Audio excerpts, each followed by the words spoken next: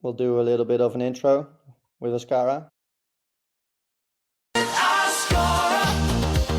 From mindless to mindful, no bosses, no BS, just getting stuff done. Perfect. Welcome, everybody, to this very first episode of the year 2026.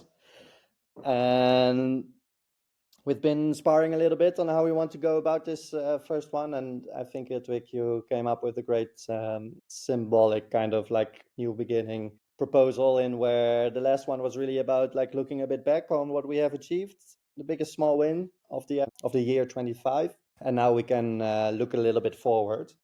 I personally always love these moments of the year, the winter, the Christmas, and the winter solstice energy, to really look back and look forward on what I'm learning, what I've learned over the past year, intentions for the coming year, the systems, and getting excited about what's to come. So I kind of want to see if we can share a little bit of that excitement together here right now. And with all these huge, amazing things that we have on the plan, I don't necessarily want to make it too much, I think, about Ascara, though. Like, you can definitely use Ascara as a vehicle to stay true to your intention and your goal and use it as a accountability instrument, right? So everybody here in this room and the team around each other, that we help each other with staying on track with what we actually say that we're doing here. So also whatever is going to come up right now, like,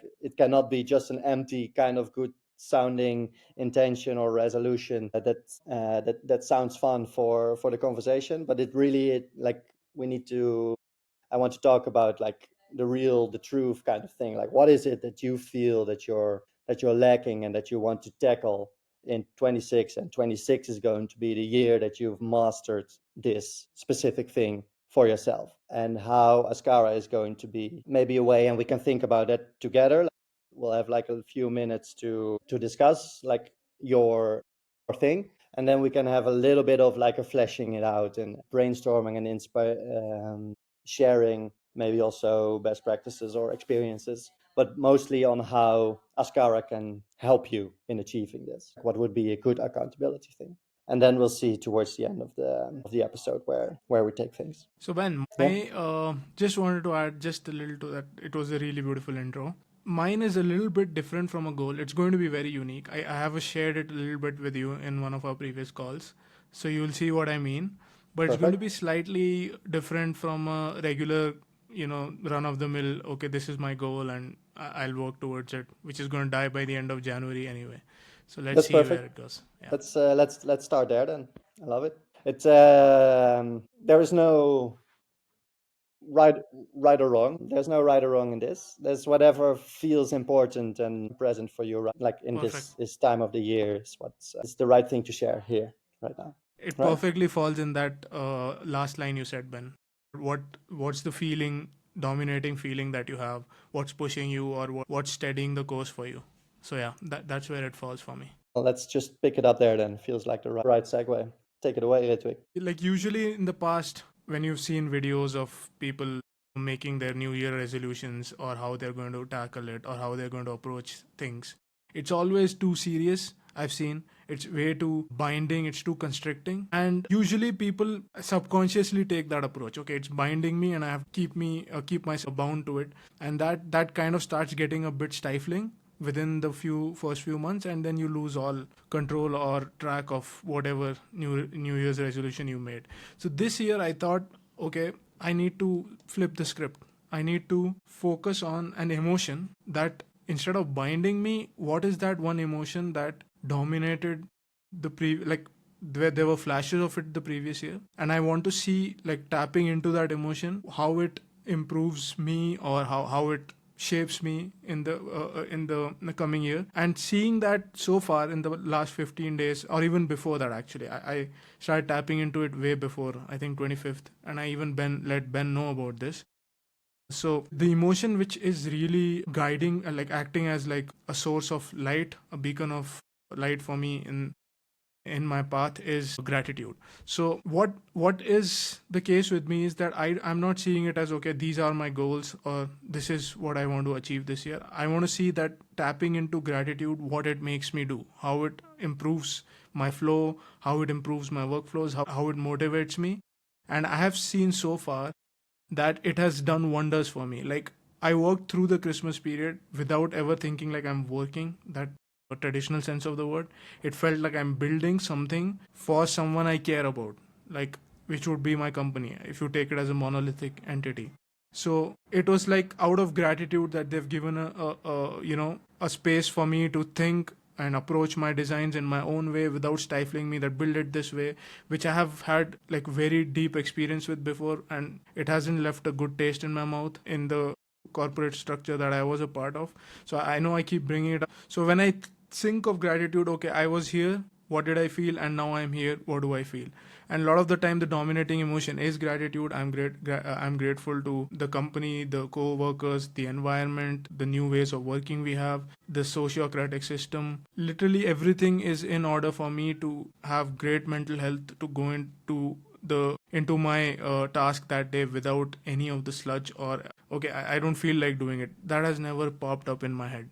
In fact, I think, okay, how can I do it better, how can I build it better? So I feel it's, instead of being constricting and binding that new year resolutions or goals, and this thing usually is, for me this was very freeing. It tapped a very positive side of me that is helping me blitz through a lot of stuff which I thought would take a longer time than traditionally I'm used to in a more constricting environment. Awesome. That's a beautiful, beautiful first turn. Do you already have a system around this? Like, is there something that you actually take as an action on a consistent basis to support this? Yeah, so this would be my first year in actually putting the emotion which I'm keeping on the center stage as the guiding ray of light. Earlier it used to be those traditional goals, so I have to finish this by this time, or that by that time. So this time there's no system, so I'm running free with it and I'm seeing how it improves my workflows. And so far I have had a positive feedback to it. So what are my week's tasks?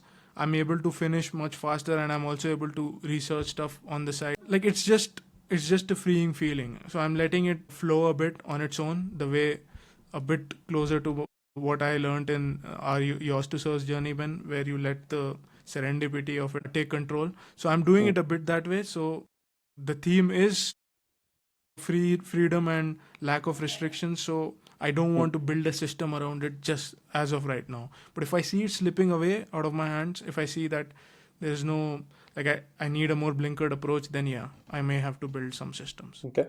Yeah. Quickly, and we'll do a round for everybody to quickly respond to this. There's two things for me that I think would be valuable for you to at least consider. Of course, you need to do it in your own, whatever feels right. But these things are always more effective if you actually take action, right? So whatever you want to manifest, you need to take like physical action in that specific direction to make that more. So if you want to make gratitude a bigger theme in your life, then one thing that you can look into is a great thing is like gratitude journaling, right? So you have a specific journal for this, and at the end of every day you sit down and you write down what at that day you feel grateful for, and the specific themes, and then over time you can turn that into some kind of trend analysis. And the other thing is meditation as a practice, developing the skill to observe your thoughts, because observing your thoughts helps you to become aware of you being negative or going into a specific downward spiral on how you think of things. And in that situation, if you train yourself through meditation to become aware of that, you can take yourself out of that thing and you can say, okay, what is actually the positive thing about around this thing, and what can I be grateful for in this situation happening, is extremely powerful. And the other thing about meditation and becoming like in control of your mind is the fact that the more attention you're able, like the more you're kind of like practicing this skill, that you are focusing on actually the things that you're grateful for in everything that happens in your life, the more that just becomes a general theme, and all the negative it will take less and less space in your mind presence and whatever is going. So in that way you can just like strive towards living in gratitude and in positive kind of mindset for the most possible time. I think I'm going to work on all of them, specifically the journaling part, because I need to know There's super. when I look back to the year what I was grateful for. That data is just going to be lost within a couple of weeks. So that's absolutely crucial. Yeah. Cool. But I'd love to hear everyone else's thoughts on this Yeah. as well. Yeah, I think it is a great angle you put there from actually not setting goals, but enhancing the feeling you like, the emotion you like. And that is kind of a goal in the sense that you want this emotion to, yeah, to be more present in 2026. And indeed, what Ben is saying, put some systems that actually are mirroring or controlling that feeling so that you keep that feeling. And if something in your life is not enhancing this feeling of gratitude, then you should, like, yeah, do something with it in one way or the other. And I think we can all learn from that angle you put there. And that's, yeah. Simon, anything, or shall we No, I mean, pick I it up concur further? with what you guys have said. I love the angle, and I think it's gonna, if we all can learn to be kind of more aware of those emotions, and then the intent behind the ones that serve us. So yeah, I think it's a great practice. Just listening to you both, particularly you and Ben, has me sort of observing myself and how I've kind of evolved personally over the years in that regard. So yeah, it's really interesting. Yeah. So I would like to challenge you, Ritwik, as like I see this as an accountability thing, and we help each other forward to do pick one or two physical actions that you're going to be taking and put yourself to it that we as a team can hold you accountable for. So if you choose to start a gratitude journal, then we're going to check in with you around the equinox and see if you've actually been writing in it daily. Perfect. You don't necessarily need to share it. Well, you're in the right country for picking up meditation skills, so that shouldn't be too hard. Let's definitely pick one more and see where we stand and what everybody feels like. Who feels called? I feel called in the sense that I have a very rational and concrete resolution for myself. Mm-hmm. But it is also coming from one like guy, I forgot his name, and actually the podcast of with James Clear and Stephen Bartlett. I listened twice, by the way, that episode. Oh wait, one sec. I'm sorry. We need to have a clapping round for Ritwik's Yeah, for that week. brave endeavor. Well, And now we can move on. We're gonna cheer. I We're feel cheering like for you. I Ritwik. already completed my goal 2 minutes after stating it. James Clear, and then another like more like a sport guru. I forgot his name, and he's actually in his 40 years old, and he was making a video about when you're 30 now, as I'm turning 30 this year. What should be your goals for the next 10 years? And he was actually saying like put your health like as you're 30, becoming 30, and then till your 40s, put your health as the highest priority. That should be your highest priority. And I was thinking, yeah, how should I do this? Of course, you can go to the gym, but can I stick to this idea of sporting, going to work out a lot and becoming physical, more strength, having more strength, and feeling more healthy? And it actually is also resonating with a thing that I had in 2025, and that was my first surgery and my first like confronting thing. Okay, my body does some things that I'm like not capable of controlling it, but at least I can do workouts. And then in the podcast of Stephen Bartlett and James Clear, James Clear mentioned that there was a guy that actually went to the gym every day, and it doesn't matter how long. Like it can be an hour, it can be 5 minutes, but he went every day, and that set my thinking just before 2026 to go in January, only in January, because then you have like an easy horizon. People are setting goals for a whole year, But if you have like small goals in a year, it is more tangible and more easy to achieve. You also have this horizon. And then actually, maybe after 30 days of going every day to the, maybe I have this feeling of, okay, I can do this the rest of the year. But if you're setting the goal for a whole year, for example, maybe you will stop before these 31 days because you think, okay, I can't do this for the whole year. So yeah, the whole January I have my goal set to go every day to the gym to work out. And actually that is a bigger goal to my 40s.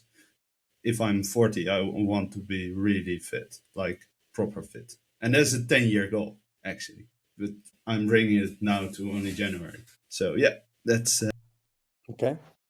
And yeah. how have you been doing so far? I need to go to the gym today, but then I'm 16 days in still. Wow. And it also gives a lot of like other nice habits. It creates a lot of other habits. For example, I'm planning more. I'm planning my week ahead. Also, social activities. I can't like in the evening. I need to be back at least around 9 o'clock at home to go to the gym or do it in the morning. It depends. So around my working hours. I actually booked. We're going to Tallinn, Ben. I actually booked for 3 days a gym in Tallinn, and I'm actually going. So you are here to join in. I can send you the link. It was only 10 euros, and you can go 24/7 into the gym. So yeah. No need to book a hotel in Tallinn then. No, No need to no, I can literally for 10 euros you can stay the whole night yeah, in you the can gym. just sleep on the treadmill. For all homeless people, suggest to go to the gym. Great one. Yeah, I like it. But yeah, I think the 30, like indeed for January, it's a nice start. And I hope you will keep it up after that as well. Quickly for myself, sorry, Simon, the effect that you described around the effect that daily practice or a daily practice or a daily habit like this on your health, like indeed how that trickles down to everything else, how you plan your week. I've had a very similar experience with Yeah. my daily yoga mornings, and it's indeed it works miracles. It really So does compound in terms of like how you then think about like organization, sleep, but what you eat, when you eat, how you eat, all these things start to, like you say, trickle from that one. One. awesome. Yeah. I would like to, personally, from my own experience, though, and I think advice that I've gathered, I wouldn't be too flexible and too much like changing every month kind of attitude towards this. I think it's important that you I would say I would recommend that you pick one thing for the year that you're just going to make work that year, and the next year you stack something on top of that. You add something small, but like just 1 month that's more an experiment and to see if you like it, and I think that's good. But then I think I would like to tweak it in such a way that the next month, if fitness might not be entirely it, like you make an evaluation for yourself by the end of January and you say like, is fitness indeed the right daily thing that I'm going to keep up for the year, or do I need to do some other kind of exercise that I would need? If this is not going to work, I'm going to experiment for February with daily thing on this specific exercise. That you kind of like make it a goal that by the end of the year you have found the kind of exercise that you will be doing for the coming 10 years on a daily basis. I just want to add a Yeah. small comment on that. So Rainier, as Ben said, I really wanted to add that the fact that if you keep it for 30 days, it is going to be an experiment. And why? Because I feel that, taking that into account is that there are times in any habit where you'll be either mental fortitude will be either be dominated by discipline or motivation. So motivation is going to be very strong initially, but it will fade out for sure. As you do it every day, there will be moments where you'll be like, I cannot do this today. And that is when discipline, when you make it a long term thing, maybe 6 months, maybe 7 months, that is when that lack of motivation will not hinder you or make you stray towards that easy way out, that I won't do it today because I'm not motivated enough. That's when discipline kicks in. So I think that's why Ben said not to do the 31 day thing. Thanks. That's also super valuable. Yes, Thank you. thanks for the advice, guys. I would say, like, before we move on and segue to Simon, because I would really definitely love to hear and go there as well. I'm going to also put a little challenge for you, Rainier, to see if you accept it. And that's by the fall equinox, that you would have at least did some form of exercise. So you're allowed to pivot at the end of every month, but that stick to exercise, finding the right daily type of consistent exercise that you can be doing. Is that So, and the 31 days was actually to understand that there's actually after the 31 days, there's also no excuse anymore because I cannot do it 31 days in a row. So it doesn't matter. Like, but you both are actually saying like the discipline is also needs to come in place, and that will be after the 31 days. Not so maybe I need to extend it, but I like to set my goals a bit shorter. But yeah, okay? Well, in you the do fall you. equinox, I will be still going to the gym. Okay, perfect. That's what I wanted to hear. Maybe even Awesome. living in it. You'll get a big cheer for that then. Good luck. Thanks. Okay, awesome. Do you see it already? No, not really, but we'll get there. Maybe take off some of those clothes. No, actually don't do that. No, don't. We'll have to rate the video differently HR? on YouTube. Don't invite him into the. Yeah, you're asking for trouble. Awesome.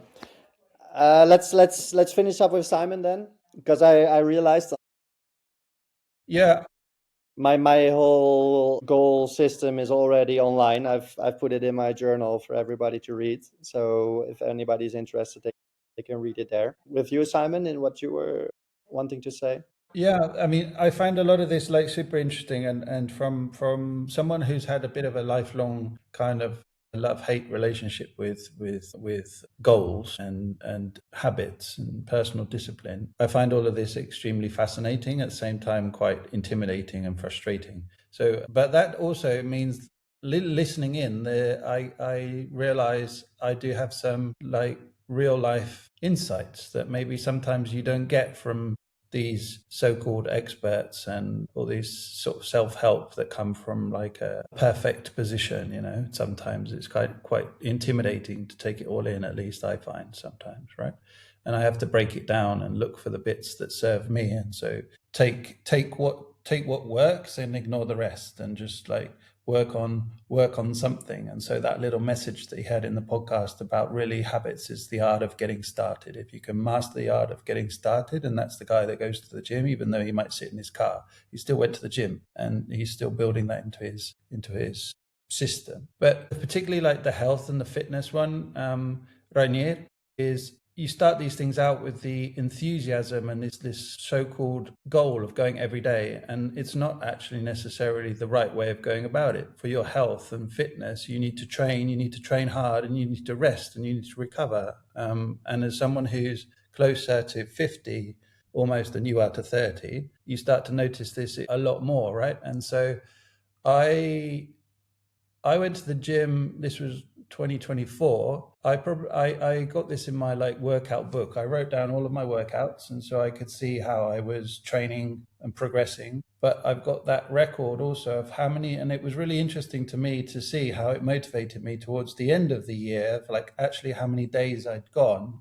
over the course of a year without it being every day, that pressure of every day, and knowing that actually that every day wasn't good for me. I couldn't train the way I wanted to train if I went every day. And so I had that record to kind of keep that in balance a little bit, if that makes sense. I could see even over the course of like when I'd gone traveling, or I'd taken, gone on holiday or whatever, I could still on average say that I trained over the course of a year at least twice a week. So that was helpful to me. What I really think is interesting and is a bit triggering for me is this whole idea of like goals, but really helpful is systems. But finding and building a system for me that's right for me is actually, I feel, a bigger challenge. And so what I'm really interested is the idea of identity behind this, and the shadow sides of this is actually, what am I hiding from? And what am I afraid of? So if I see myself as someone who's active, for example, and I've said this I see myself as an active person right here. I've done all sorts of physical activities, sports, and I'm always the first to jump into something, right? But from an identity perspective, do I really see myself as an athlete or as an active person? Because then I would do things differently in other ways. I would train differently, I would eat differently, I would sleep differently, perhaps. And so coming back to this idea of identity and keeping that as a priority, to me is much more helpful than necessarily like an objective, a goal to get fit. And that's helping me because I'm probably, certainly over this year is like slightly different. The start of last year, I was probably as fit and as healthy and as strong as I've ever been in my life. And the great thing about it, and this was the other aspect of the podcast that I personally found really interesting, was this seasonal aspect to life and to how we need to adjust, but also not lose ourselves from these kind of identity or goals. If we can see ourselves with an identity, it means I'm still able to train, even though my training has to adapt to current circumstances in life, for example. And I find that really interesting because we're all at different stages of life. We're all living in different circumstances. And sometimes it's really hard for someone who's, for example, 30 and single versus 50 are there and, you know, with other responsibilities and these kind of things, right? Life is very different and it's very hard for us to kind of even sometimes empathize and understand what that looks like, even for those of us that have been through, you know, so that's all a bit of a throw things up into the air a little bit in terms of what I'm reacting to with some of this, but trying to face up to this, like what really is it within me that really riles me about systems, because it really does bring up this thing of, it just sounds so horrific to live like in such a regimented, structured way of, I've got to get up at 6 o'clock, I've got to journal for 30 minutes, I've got to go to the gym, I then can only eat my protein and rice and all this kind of thing, right? And it just sounds a horrific way. I'm exaggerating for effect right here, right? But to me, it just sounds such a, life's not like that. And so trying to find a balance between, how do I impose my own kind of will on my life and others around me, with at the same time accommodating and dealing with, well, someone puts a meeting on my calendar at 2 o'clock in the afternoon and I need a break and I need a rest, you know. So it's like these small things, sometimes they're not as small as you think they are. And I think one of the things that's really coming to me is all of this, how it compounds and adds up and stuff, is really just like me. My focus is on, a bit like you with your emotions. Me, I'm trying to observe my energy levels. So it's like, how are my energy levels fluctuating? Why is that? Is it because of what I'm eating, when I'm eating? Is it because I'm doing exercise or I'm not doing exercise? You know, these kind of, is it too much screen time? Is it too much time alone and I need more social interaction? These kind of things, right, are what I'm trying to observe. And that's where I think, Ben, like some of these little microsystems, as I'm going to start to call them to myself, for myself, it's like, do I just like start to write things down? And I don't say I'm starting to journal, but I do have a notebook by the side of me and I can say, hey, I was feeling tired or dizzy, you know, 2:30 in the afternoon, that kind of thing. So it's a bit of a mind dump from me. I want to respond on you, Simon, to have a bit of going in depth on this identity idea. So I want to go in depth on this identity idea you are emphasizing, and I fully agree with that. And actually, James Clear is also mentioning it. Should be like connected to the identity of being sportsman or woman or being an athlete. Or he's also mentioning in the book about someone who's quitting smoking and the other is saying, I'm not a smoker. It's totally a different way of approaching something. So totally resonate with that idea. Really feel like if I actually want to become healthy when I'm 40, kind of idea, so really feel healthy and a bit extreme maybe, then I should resonate with that idea of being a healthy person. Identity. yeah, the identity. I am unhealthy. I prioritize healthiness to I would become an even break it identity in down a general. little bit further, right, Rainier? And I, the way I feel about it, like now, having done a lot of different sports, having been, going to the gym, swimming, for example, or working out, lifting weights. I mean, like heavy weights, Hmm. playing team sports like cricket and rugby, and then just simple things like actually break it down to something. And Ben, you're a bit of an inspiration in this in some ways. Is like I'm a flexible. I have a supple body. It's like I see myself as having an identity of being supple and flexible. It's not just about being healthy, right? And if I see myself like that, then am I coherent? So then the reality is I'm not. So therefore, I need to do something about it if I want to be coherent and actually live to my identity. So I need to stretch and I need to exercise in a certain way. So it doesn't just have to be this generic term of like being healthy. I think sometimes it's helpful to say, well, I can be flexible, or I can, break it down a little bit further would be one suggestion. Nice. I think But the great thing for me, in my experience, is a lot of this sticks. It's like muscle memory. So even if you take a break for something, and you can say, "Well, I know I can go back to it. I know what the effects are. I know how to pick it back up. I know how to start to see those benefits again." like I quickly want to also respond still to Simon, and in that, like, this whole identity thing, it's indeed like fundamental to habits, and basically then on top of that your circumstances, your life circumstances. And I got kind of like intrigued with how you're like saying that how these certain things seem too rigid. Like for some people, for me for example, that's like perfect, like that's what I need that in my life. But that's part of my identity, and it can also be your identity that you don't really identify with that.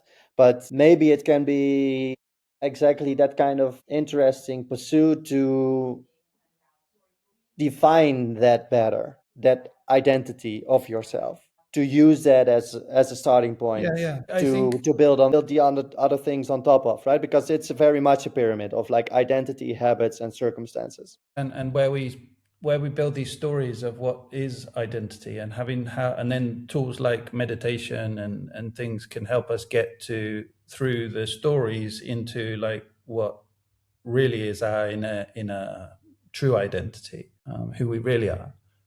And I don't think it's ever something that stops, probably, that journey. But it's very interesting, Ben, and I don't know the science or the psychology or whatever else is there, but I relate it much more to this kind of left brain, right brain kind of concepts of like what's between like structure and creativity. And I've always, I think, had to exist in a very structured world where that doesn't fit me very well. That my way of living, of seeing the world, of interacting with the world and thriving within it is just much more kind of spontaneous and creative and impulsive. Even some of these words are just words that are actually dirty words when you come from the other side of like habit forming and all of these. And so it really does actually make you feel bad in some ways. If that this just really doesn't work for me very well. And I have to do a lot of work to actually go deeper to say,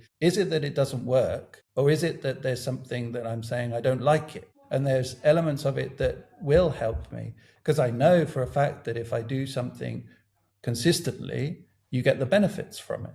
It's like even the best painters, for example, they don't just create masterpieces just willy-nilly without any consistency. They're painting every day. You just might see one masterpiece every 10 years. Do you see what I mean? So it's like they're still creating every day. So there's still a consistency, there's still a habit or that they're employing.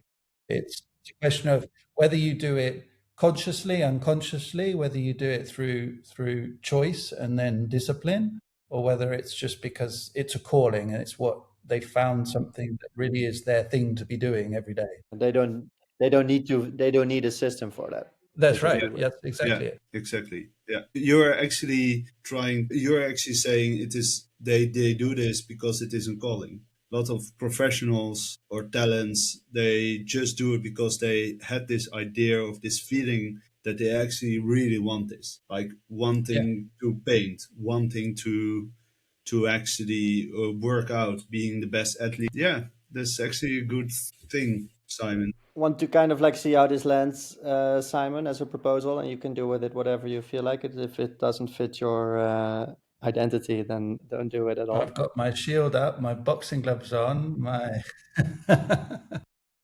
But like, as we have kind of like small challenges for the spring equinox that's coming 3 months, would it be an idea if you would be able to kind of create some kind of specified identity profile for yourself in where you're like, maybe you can indeed have that notebook with your when, and you don't need to do it on a daily basis, but if you, when you notice something about like, hey, I like doing it this way, or hey, this frustrates me, that you then note that down, and that you maybe take sometimes on like maybe weekly, bi-weekly, monthly basis, that you sit down with these findings a little bit to kind of like see if you can make a puzzle on like what that identity then is, to be able to put it into words and to be able to do work with it and build something on top of that fits with that. Yeah, it's really interesting, Ben. I mean, my first reaction to is, yeah, I love the idea. I don't dislike the idea. But if I have to do it by myself, it's not going to happen. I think part of my identity that is very hard to understand is just how co-creative I am. Yeah. So then you need some support, and that's also part of like a habit, right? You can pay money Yeah, that's right. That's to for part of it. people Like, to people to help you with this, but then that would also be part of like the goal. Like that would basically maybe be the it's a way system of, towards the goal. yeah. Yeah, do think about it as we are going towards like this objective thing, also trajectory tuning next week, and where we also like we're going to state the objectives for Ascara and what's to come, as we have also put this challenge for people to take on a personal goal that we can help each other with and keep each other accountable to. I think this has been quite useful to take that and maybe see how you want to fit that in there, and then we can continue the conversation with the whole group. My one thing, my main theme is fewer things done well is the one sentence. That's my theme for this week, this year, and I have developed my whole system, my whole structure, rigid system around how I'm going to make that happen. Like by the spring equinox, I want to be able to show that I have like for every week kept this thing up to date. So what I'm using a stoplight system for myself, and every week I'm creating my perfect week. Yeah. And Byron wants to also say that this is like, he points out that this is red, that's wrong. So every like I want you to keep me accountable to is that I be able to show that every week has like a stoplight system in 3 months, and that I can report on my findings. It's really Yeah. interesting because I hear all this and I say this, like, where does this need for us to set up goals and objectives as a species, like where does it come from? And to me it's like a little bit analogous to the this need for continual like growth like on a human or spiritual level, right? But also how that sort of manifests in, for most people in life, in terms of like these stories of how we think life should go and what we should do, and the stages that we're in, the steps that we make in life, and that we basically work to earn more money, to spend more money, to try and save some money, and these kind of things. It's like, where does this need to set these goals and build these systems to demonstrate to ourselves that we've done something? It's like, where does that come from? Because maybe I'm missing something. It's like, or maybe I don't want to hear it. Awesome. Let's put some music on.